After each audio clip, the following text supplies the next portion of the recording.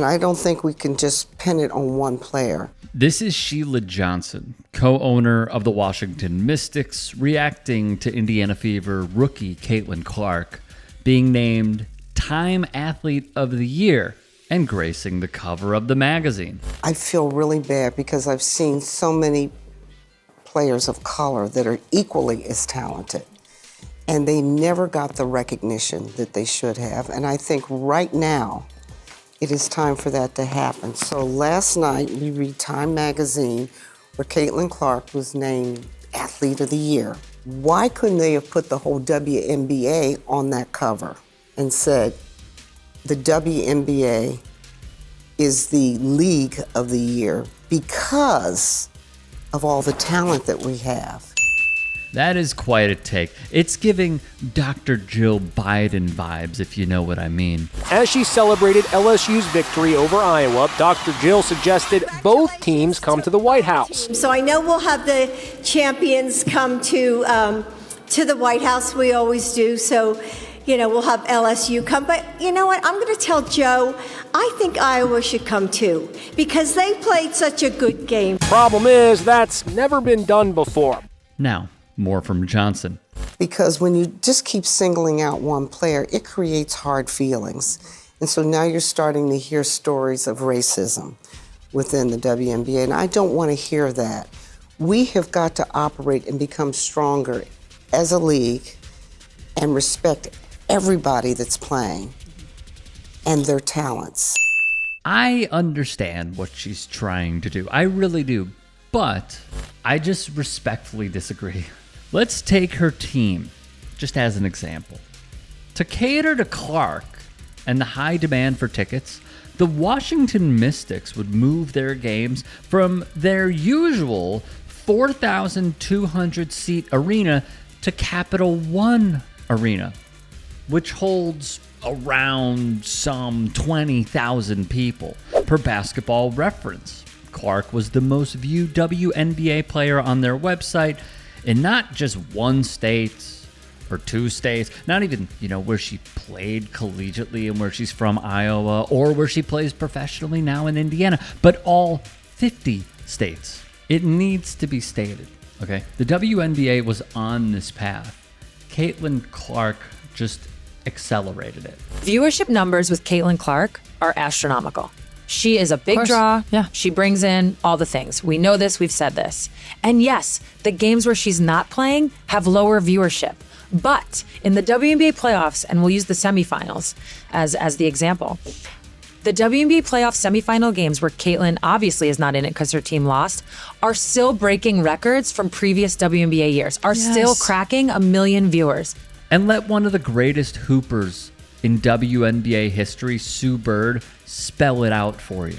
Now, the reason why it really, really gets my blood boiling is because it's the exact same thing we see in every other sport. When, I'm going to go on a limb here, but when Messi plays, something tells me the viewership's higher. Ticket sales are up. But we're going to use basketball. This last year, the Celtics and the Mavs were in the finals. That viewership was amazing. It was like 5 point whatever million.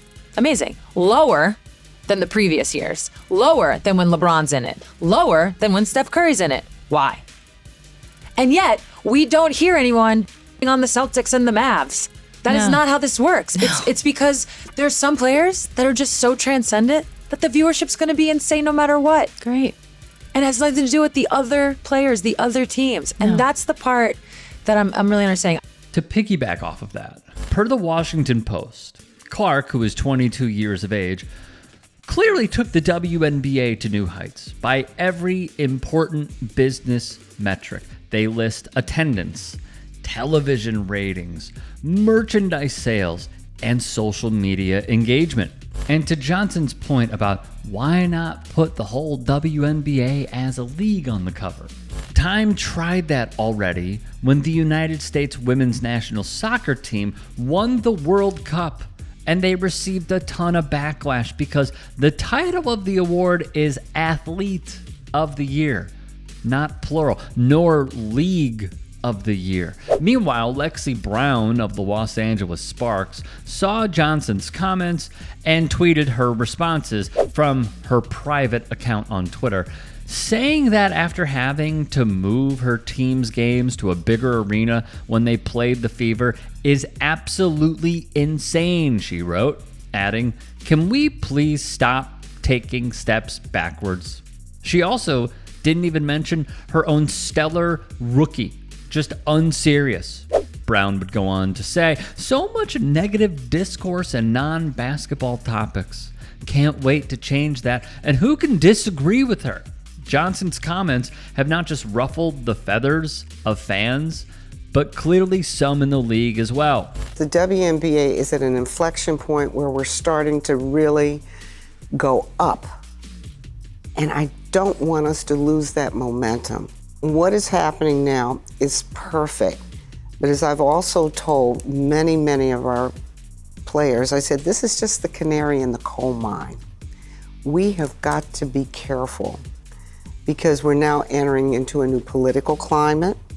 We do not want to draw attention to ourselves in a negative way, to have anybody use it as ammunition against us as athletes.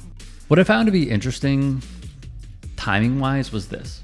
An account that appears to be run by Caitlin Clark's brother retweeted a tweet from Front Office Sports that goes all the way back to September 19th, and that tweet read, "A record 20,711 fans were in attendance for the Indiana Fever Washington Mystics tonight, the largest crowd in WNBA history."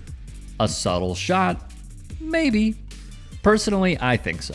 On the very same airwaves of CNN, we have discussed reporter, journalist, writer Christine Brennan and how many within the league were taken aback and displeased with her line of questioning at Dejanay Carrington when there was an unintentional eye poke that Carrington had on Caitlin Clark. If you want to see those clips, check it out on demand. Brennan, though, had this to say in response to the Mystics co-owner going on CNN and stating what she did. Here's that. I have no idea why she said what she said. It is of course, the player, the athlete of the year, and it's not the league of the year or the team of the year. Caitlin Clark deserves that. There's no doubt that Caitlin Clark, the impact that she had on the league was extraordinary. I understand the issues, and I understand the issue she's getting at.